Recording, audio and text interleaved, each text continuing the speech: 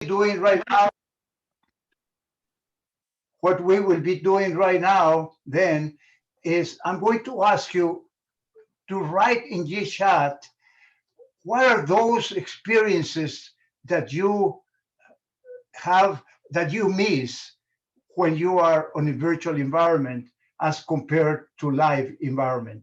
So just go in the chat and write one or two of those experiences that you miss. And Bobby, as you see them, please read them out. Okay, so I see watching body language, audience feedback, the energy, shaking hands when turning over control of the meeting.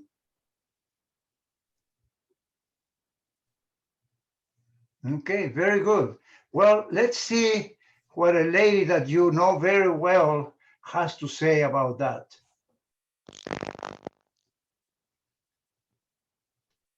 Oh. Hi, Bobby. How are you? Hi, Tony. I'm good today. Thank you. Great. Bobby, I have a question for you.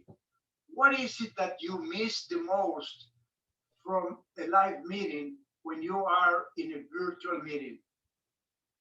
Oh my gosh. I think the number one thing I miss the most is the energy. There's between a speaker and the audience, there's this exchange of energy when you're in a live meeting. And you really don't get that in a virtual meeting because you can't, you don't really see the people's faces. You should be looking at your camera. So you miss that interaction and the energy exchange between the speaker and the audience.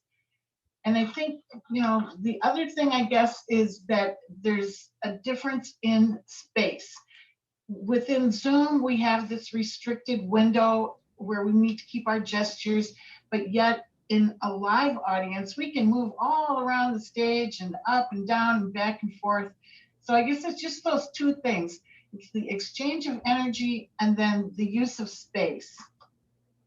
Okay, very good, Bobby. Thank you very much.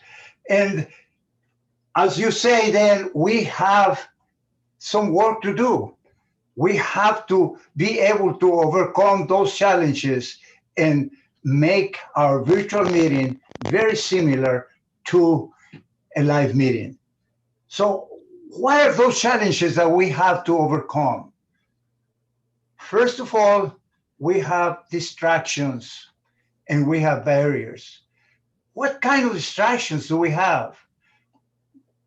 Many distractions. You can see that. We have the electronic devices, the family, the background, and the pets. And the pets are something that we have to work in a number of times. I've heard the dog or the cat just coming into the front and doing some distractions. So definitely, and then the family. One of the things that I've watched also is the background. Can you imagine a background like that? They are, do you get distracted? You want to know what's in there? And then the worst thing is when it blends into the presenter. So if you are a presenter and you want to have a virtual background, don't go that way. Use something like this, or maybe even better, but this is a lot better than what we saw. What are those virtual barriers that we have to overcome? First of all, is the camera. It's looking at the camera all the time. You can get tired doing that. And I tend to forget about the camera and I start looking at the faces lots of times. That's one of the things that we have to overcome. And then also we have to be very aware that it's a remote engagement and we have to go through it. We have to break that barrier to reach to our audience. What do you think we need to do then? We need to minimize the virtual distractions and the barriers. But how can we do it? It's not an easy task to do. Maybe we can minimize them. We'll never really eliminate them. But today we're going to be looking about at three possible, well, there are three tools that we can use. There are many more. This is a this is a webinar, 45-minute webinar, and I'm trying to cramp into this webinar the tools that I learned in a 2-day webinar. And so, of course, I won't be able to include everything.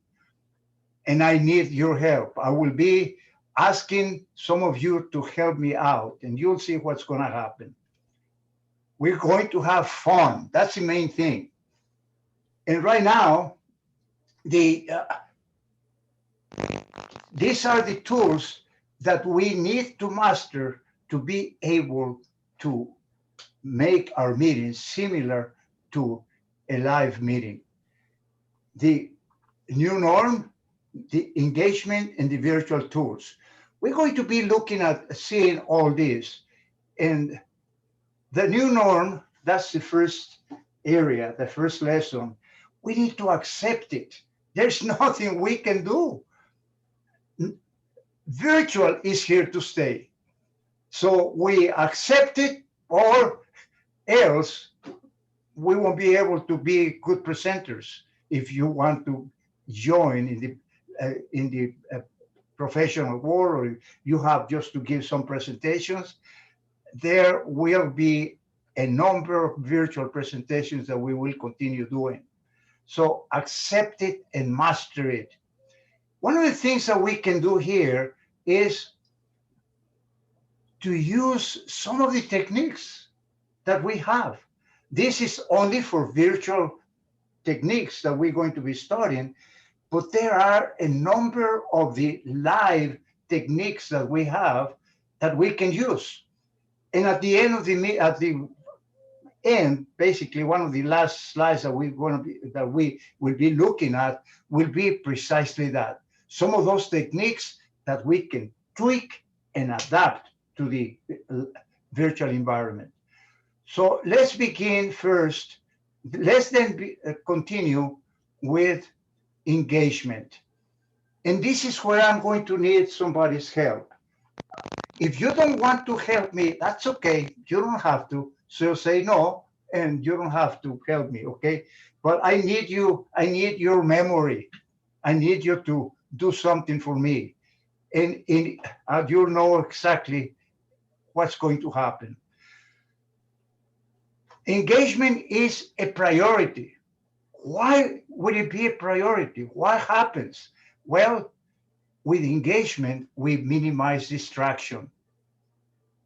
If we are engaged with the audience, we keep them busy. We are interacting continuously with them. And that way, we keep them engaged, and they are hooked into what we are saying. Okay, so in this engagement, there are 6 components that we're going to be looking at. And Blair, you are the keeper of the engagement. Your job is to remember these components. There are going to be 6 tools. The first one is the video versus audio. The other one is the games. The next one is the chat box. And then number 4 is spacing elements. Number 5 is keep energy high. And number 6 is content. Did you get that? You're mute. You got him. Okay, good. So let's look one at a time. The first one is video versus audio. What do you think is happening here? What is most important, the video or the audio? They're both important. They are both important, but one of them is more important than the other one. Let's look at this. You can forgive a guest for having bad audio, but you will never forget the presenter for having bad audio. Why? Because if video fails, audio keeps the engagement.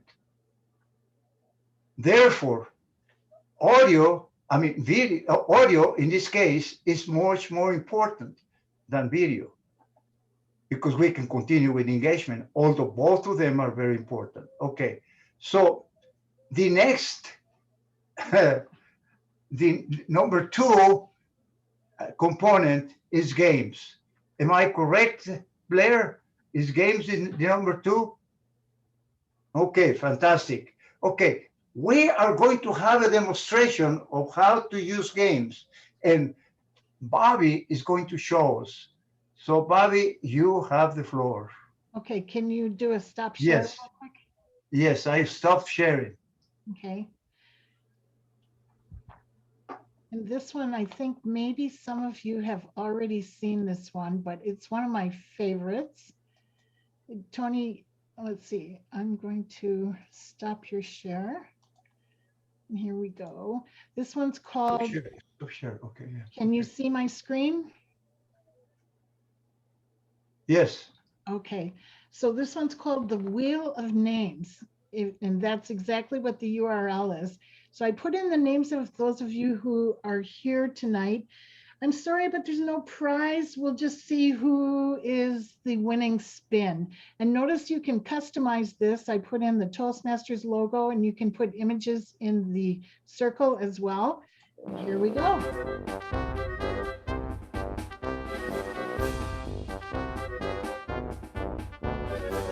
It's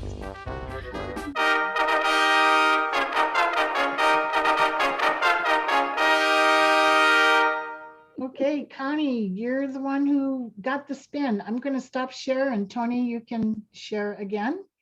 Okay. Very good. Thank you. So Good. So, we'll send you $1 this, million in virtual email. okay. Oh, shoot. Okay. Okay, very good. So engagement games, and we demonstrated it already. Okay, the next one, of course, is the chat box.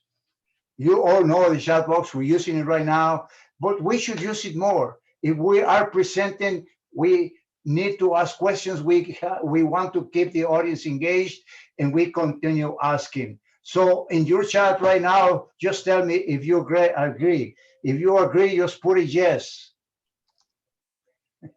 Fantastic. So you're agreeing with me. And if you have any questions, please go ahead and ask them on the chat as well. And we'll have maybe a little break. If your question is very complicated, I might have to delay it until the Q&A session that we will be having. Okay, so that's number three. What is number four? Pacing. Pacing elements, pacing elements. And what are pacing elements? This is a new concept, and it's very simple. A pacing element is a tool that is used to maintain the flow of the presentation. And it is used to have some sort of a variation because we want to keep that engagement and we want to maintain that flow, and but at the same time to keep the variation, to keep the the audience engaged. Like for example, having two talking heads or two presenters. Here, what is happening is that if we only have a 1 hour, 45 minute presentation, it's not totally required. But if you have presentations longer than 1 hour, then you need to introduce some variations. That's when two presenters are good. And the other pacing element is the check-ins. Here, you're interacting with the audience. You're asking them questions. You're just asking, "Hey, is this going well? Do you have a question? Can I help you in any other way?" Something like that. You just keep on asking questions, keep on checking with the audience. And the other one is stories. This is a powerful tool, as you all know. Why? Because stories are not only a powerful tool in a live environment, are also powerful in a virtual environment. Why? Because stories, if they're told well, if they are presented well, they engage the audience immediately. If you have a conflict, if you have dialogue, if you have a cure, a guru, and then a call to action, how the problem was resolved, the audience immediately engages. And that's why this is one of a tool that we should attempt to use every time we do a presentation. The next one. Tony, real quick, we had a question about chat, and I wanted to know, do you want to take it now or at the end of the session? What is the question? It's from Benita, and she said, some view the chat box as a distraction. How do you balance using it and not distracting from a speaker? That is so true. I guess that if it varies. I've been in webinars where everybody is using the chat and they are able to interact with the speaker as well. And if the chat is distracting for you, it is for me sometimes, to be honest. So I just don't look at it. If the speaker is talking and I'm very interested in what they're presenting, then I don't follow the chat. So it's up to the presenters. It's up to the audience. Okay, another question from Maria, and I think this is just for how you want this session to flow. She said, when there's a question, is it better to present the question on the chat, or would you like us to ask you as the speaker directly? In this case, we're going to have all the questions in the chat, and I might just defer them for the Q&A session because I don't want to get totally distracted. So I might answer one or two, but then defer them for the Q&A session. Okay. So just keep putting the questions there, and we'll just continue addressing them. If possible, no, we'll defer them to the Q&A session. Okay, for right now, let's continue, and I'll tell you later on if I'll ask you for some questions in case they're there. Is that okay? When I do some check-ins. Okay, so we talk about stories, and the next pacing item is element is sharing and stop sharing. That's also a pacing item because you are moving, you are doing a variation in your presentation. When you stop sharing, then you come alive. And when you share again, then there's another difference, and another type of presentation that you're going to be doing or style. The next one is the hot seat. And here, basically, somebody accepts to be in the hot seat, and you're asking questions, and the person there just keeps asking them. So that's another change. That's like a different presenter. Another one would be the keepers, and these are the elements that you're taking from the presentation and that you're taking with you. And these are normally at the end of the meeting. There are many more, and the ones that I already we will be covering later on are the audios and the slides. We already it's the audios and the videos, and we already saw some of that. So we'll continue. Okay, what is the pacing element? What is the next component of engagement? Blair. Keeping the energy. Fantastic. Wow, you're doing great. Keeping the energy high. And we already saw that. We can use games or we can use energizers. And this is a game that we play, which is follow the leader. And we're going to play that game today. How's that?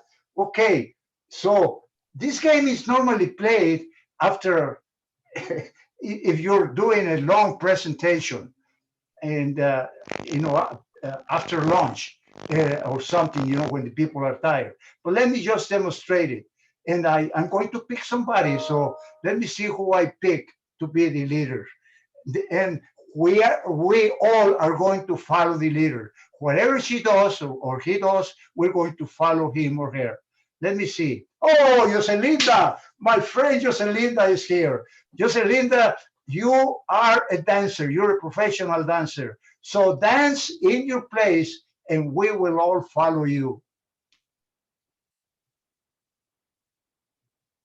I will choose a dance that I absolutely love, and it is hula from Hawaii.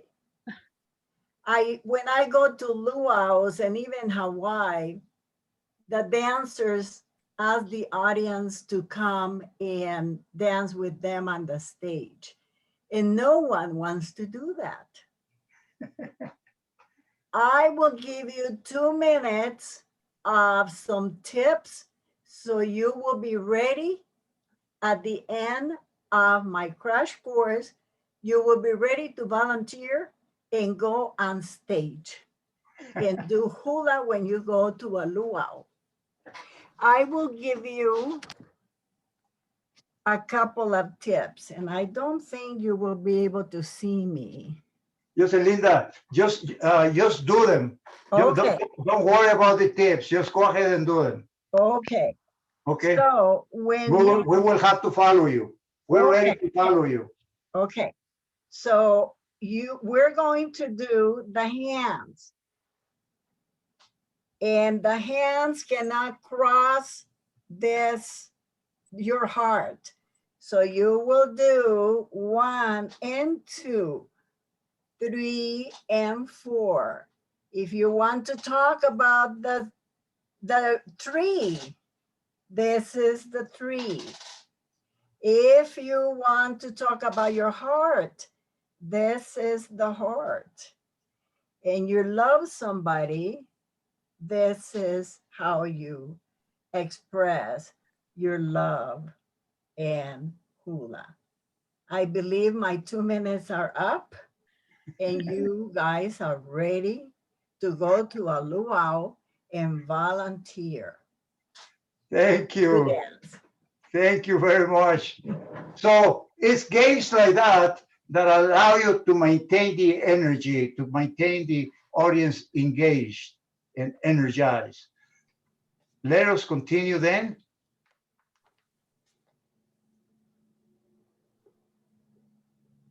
You want the next one? Yes, please. The next one is organizing content. Okay. Organizing content is very important.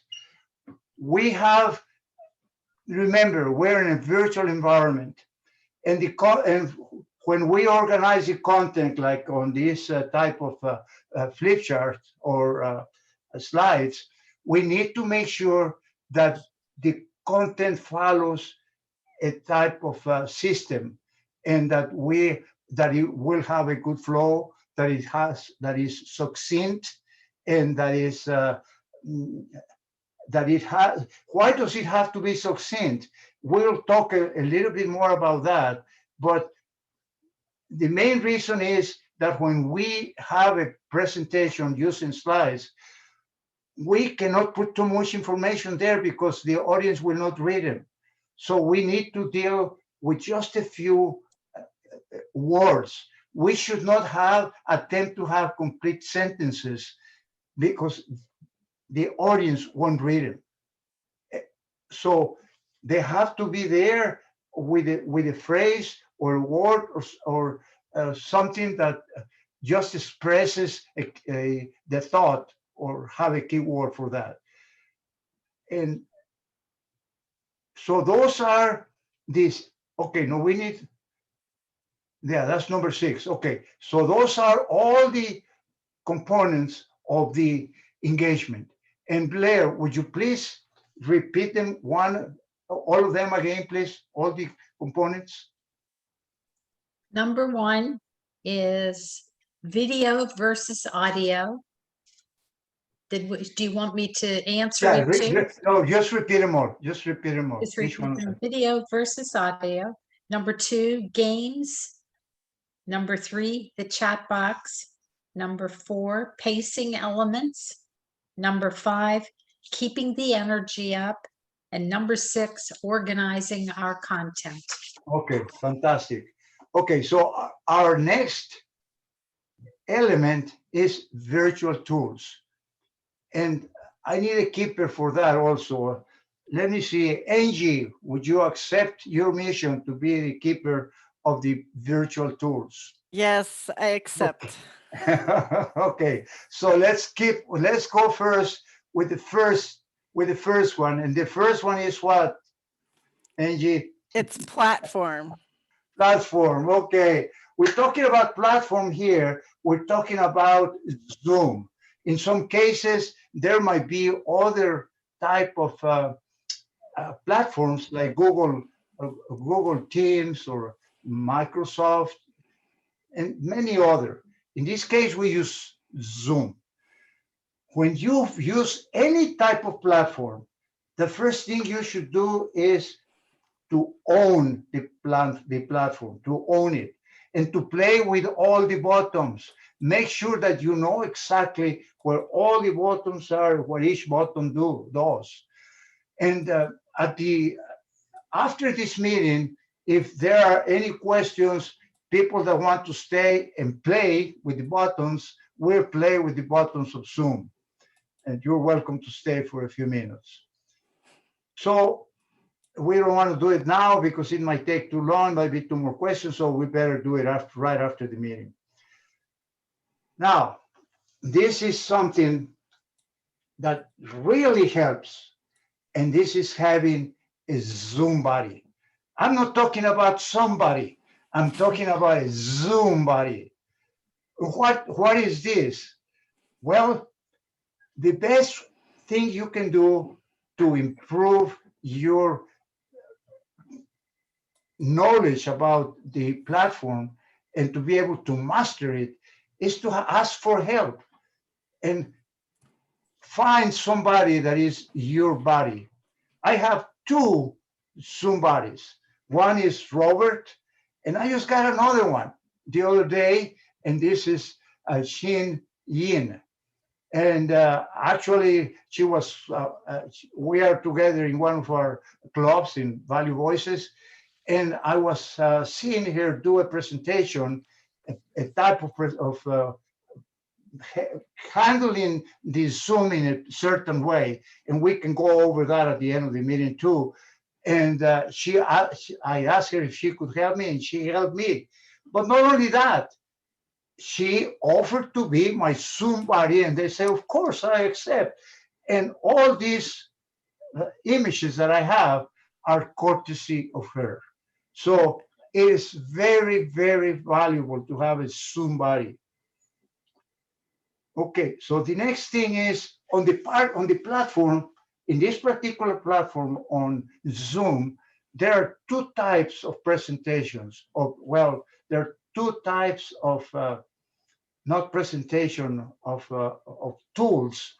I don't know how you I call them. I don't know what to call them, but they are either webinars or meetings. Okay, we are at a webinar right now where we are using the meeting platform.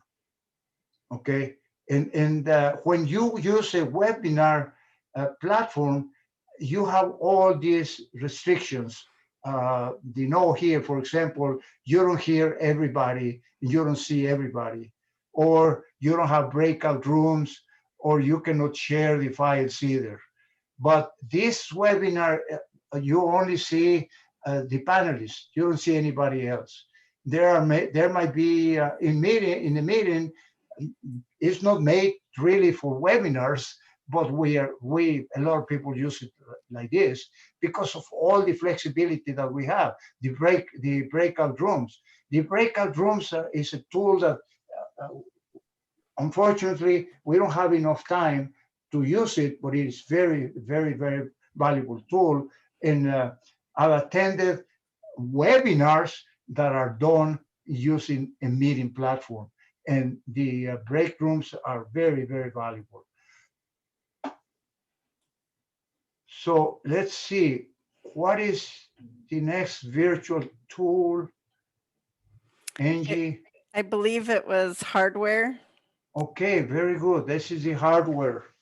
Okay, we have in the hardware the devices, the webcam, the computer, and the microphone. What happens when you don't have good resolution? You don't have good resolution, you don't have a good video. And for that, you need a good webcam. I've gone through so many, I think I've gone through about at least 3 or 4 webcams, if not more. And I finally found one that I like, and that because of the good resolution that is there.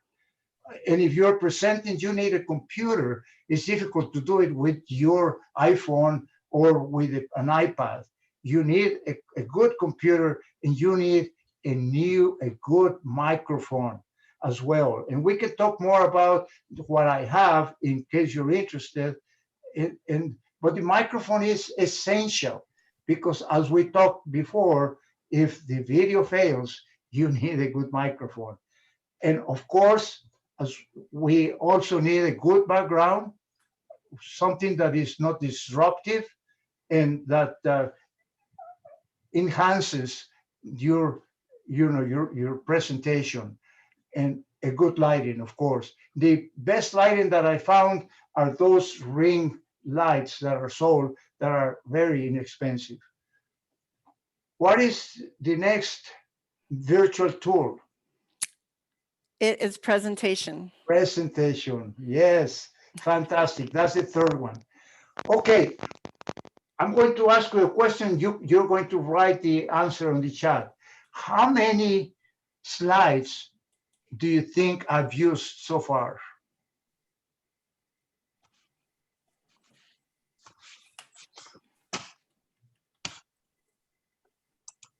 Let's see who comes closer. Go ahead and read them, Bobby. 8, 20, 14, 10, 12, 15. I'll guess 13. I've used, this is the 35th. This is the 35th slide that I've used. Oh, And my. this is what happens. A rule of thumb from the experts is that in a virtual presentation, you have to use 3 times more than you use on a live presentation. And why is that? Because you need to maintain and engage. And you also need to use videos, short videos and slides. And why? Why do you want to do that? Well, let's talk to someone here that you know very well too, right now, at least you just met her. Well, I'm having a presentation, and there is, in that presentation, I talk about the visual learners, the auditory learners, and the kinesthetic learners. So I'm wondering, what are those modes that you use to learn?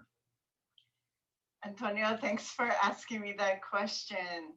I am a visual learner, very strong visual learner. If I can see something, I can remember it. If I can see something, I can apply it in order for me to learn. It's important when I am reading. If there's a picture, I will study the picture. If I'm looking at a PowerPoint presentation, the first thing I'm drawn to is the picture.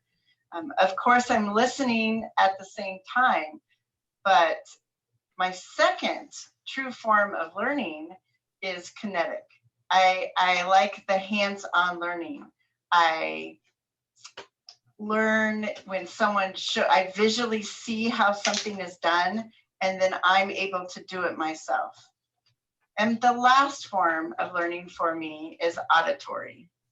I have been a student for years. I have sat through many, many lectures, and unless I am physically taking notes and I'm looking at those notes and studying those notes as I'm taking those notes, I can't learn. So if I am not allowed to take notes and I'm not allowed to see the notes I'm taking and I'm just listening to something auditory, it doesn't work as well for me. So no matter what I'm doing, I'm always taking notes. Very good. Okay, so my question to you is then, in a presentation, why would you use more slides and videos as compared to a live presentation? Let's see. What you can write on the chat your answer.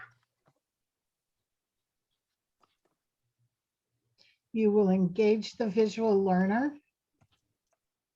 Very good. Very good. Okay. That's exactly right. Why more slides? Because you need to engage the visual learners. And the other question would be, and it's very easy to answer, why do we want audio clips? Because we want to, we want to engage the auditory learners. There are more visual learners than auditory learners, and there is a combination of both. And the kinesthetic learners are the third type of learners, and there's not that many. I think I saw the other day that it was only about 3 to 5% auditory, kinesthetic learners. So the main ones are visual. Well, we should have something for auditory learners as well, and a combination of both. And that's what we're doing. That's why we have those slides, the images that we can put there, minimize the number of words or sentences that we have there, and put more images and do more videos, short videos, not long videos, because long videos might be very boring also. So they have to be short videos. And precisely that's what when I was talking about the pacing elements, that's what happens. The audios and the videos and the slides are pacing elements as well, because they bring that variation and they maintain that flow with a variation in the presentation. Okay, so we talked a lot. How are we doing on time? We have about 13 minutes. 13 minutes left. Okay, well, let's continue then. We talk about virtual versus live, and I want to know if you believe that what we have gone through will allow you to do a virtual presentation more effectively and closer to a live presentation. So just write yes or no, or maybe, whatever you want to write. Getting lots of yeses. What? Yeses. Okay, great. Okay, now, do you believe that we can bring also some of the live techniques into the virtual and be able to modify them slightly? The answer is yes. We can adopt some of the live techniques, and those are the vocal and the body language. So let me stop sharing. And the other ones also is the use of stage. And that's what Bobby mentioned. So I'm going to stop sharing right now, and I'm going to tell you how we can do this in a virtual presentation. We talked about the vocal variety. In a live presentation, there are two elements that are very important: the vocal language and also the body language. How do we bring those two languages into the virtual? Well, we can watch the contestants and we can see that they have been able to do it at the International Speech Contest. The vocal variety can be maintained, very simple. What is vocal variety? Changing the volume, the tonality, and also the rate. that we speak. And the body language is using your body, using your expressions.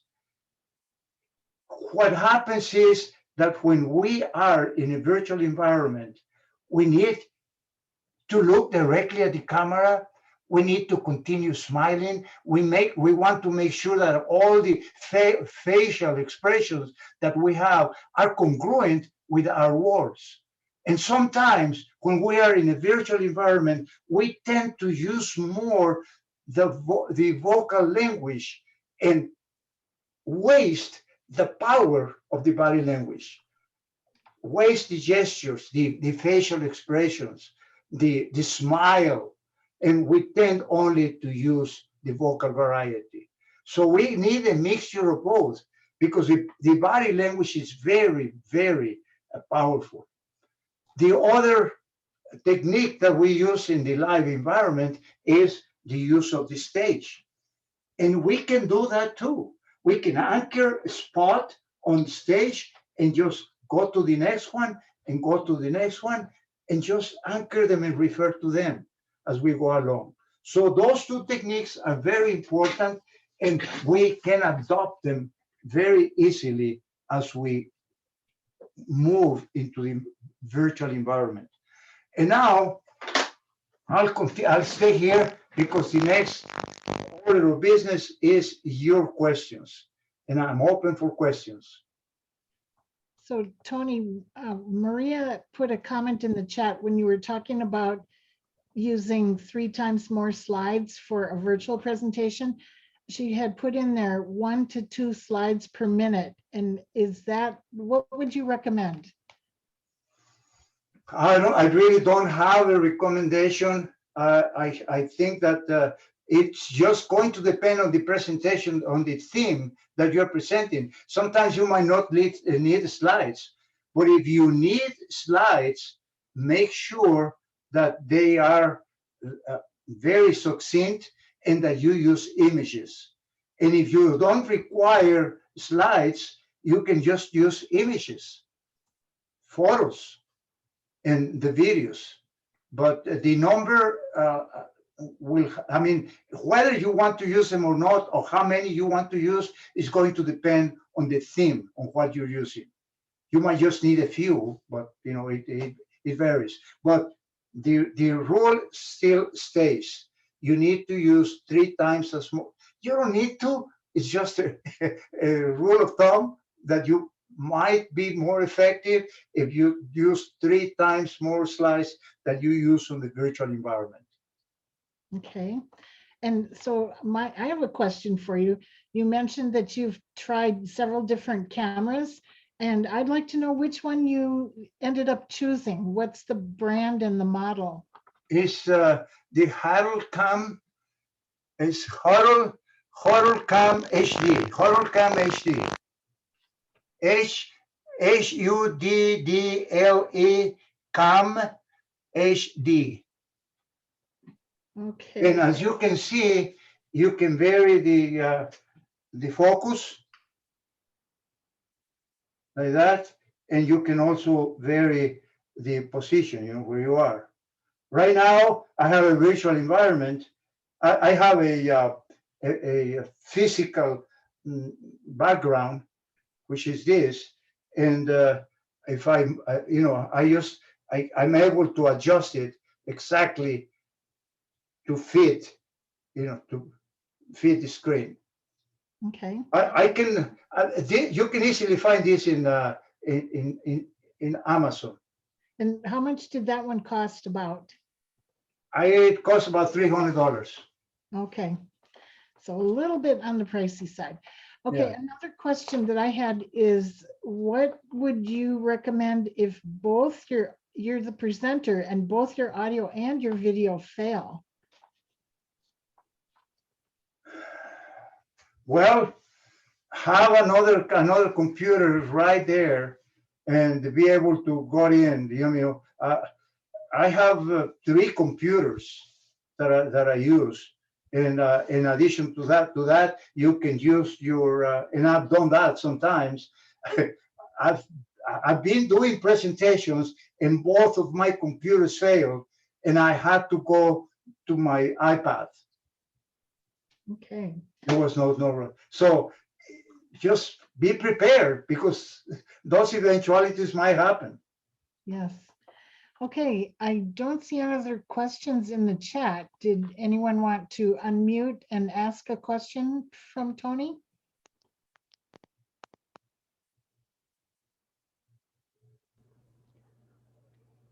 Connie, Connie, You mentioned one of the keys is having high energy. And sometimes when I don't get that energy from the audience and I'm doing it in the virtual, I feel like I'm overhyped or it's fake, it's not natural. How do you yeah. balance that? Well, I guess the way to one way that you can use is to ask questions, to interact with the audience, and just ask them to just what I did. What I did, I to be able to engage them, and I wish I had more time to do this, but I asked for help. You know, I asked for help. I asked Blair and I asked Angie to help me. Mm-hmm. And you might not need them, but if you ask them, you are involved in them. You're engaging them. The number one word or the number one tip that you can get from this seminar is engagement.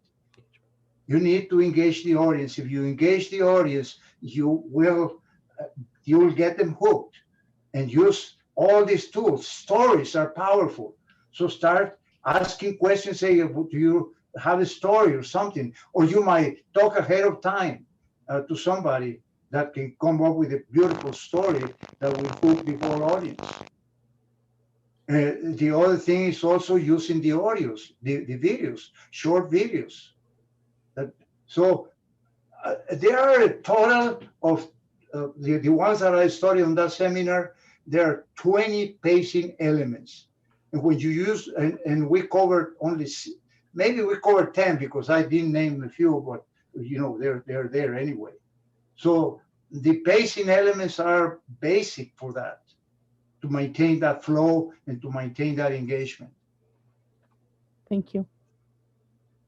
okay, and we have a comment from Maria that she sent to me directly. It's when is an interesting presentation? How long is a good recommendations to have for the questions section? Or is it better to stop a presentation to follow a question answer? Okay, the good recommendation for a question and answer would be, for 1 hour, 15 minutes max. And at the end of 15 minutes, you just can say, okay, 3 more questions. And then you just take 3 more questions. If it's longer than that, you don't want to make the Q&A very, very long. Maybe 20, 30 minutes. I mean, if you're in a whole day, do it. But I guess if you are doing a whole day seminar or webinar, the best thing to do is to interject some Q&A sessions. If you break the seminar into sessions, and at the end of each session, do a Q&A. Okay. And one thing that we normally do is to end the presentation with a Q&A. Never do that, because you want the audience to leave out with feeling good. You want them to take away something. So the last thing that you do is precisely that, your takeaways, and that is the keepers. So never end the Q&A never end your presentation with a Q&A. End it, have a conclusion prepared, or with the keepers, which is the takeaways that you have learned.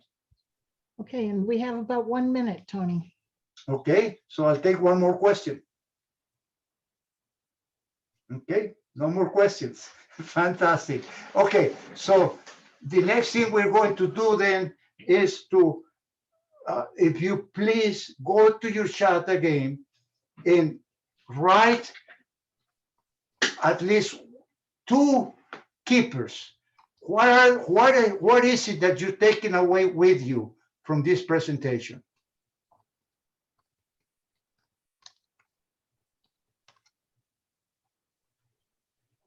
So for me, it was pacing elements and the idea of video versus audio. I hadn't thought about it before because it seems like online it would be virtual. So it was counterintuitive to me to have audio be such an important idea. Right, right. I'm finished Okay. with a conclusion, not a Q&A from Trish. Energy engagement and engagement from Satomi. Angie, use short slides, use games, wheel of names.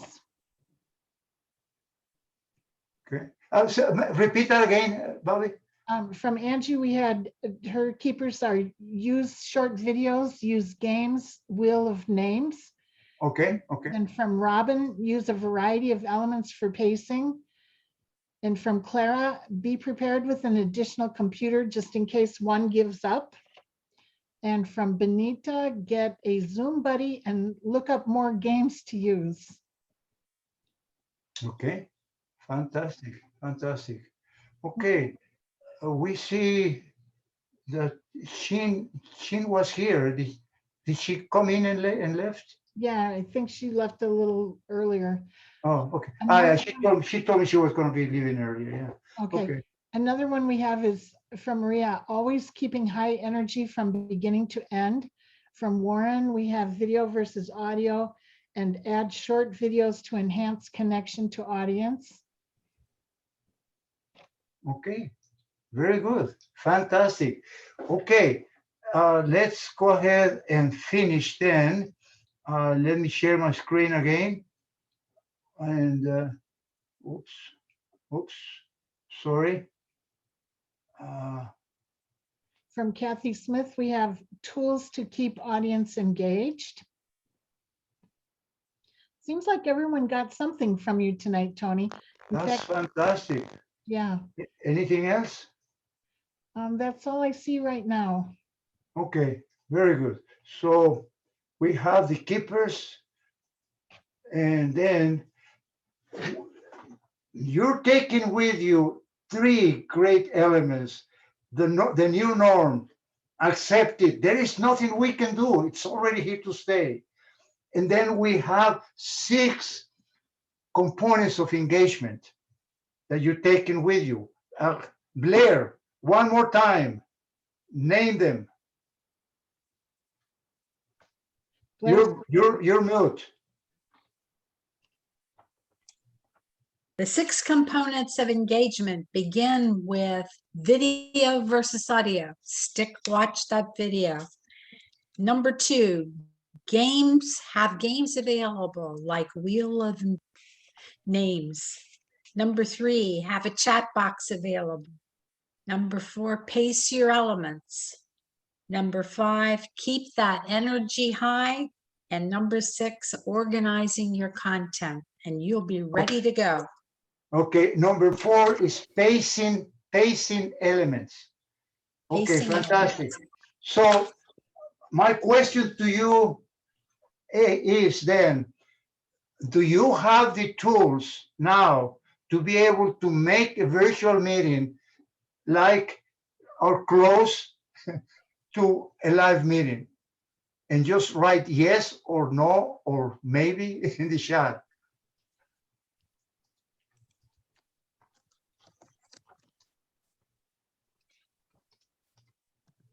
So we have yes, better, yes, close, maybe better.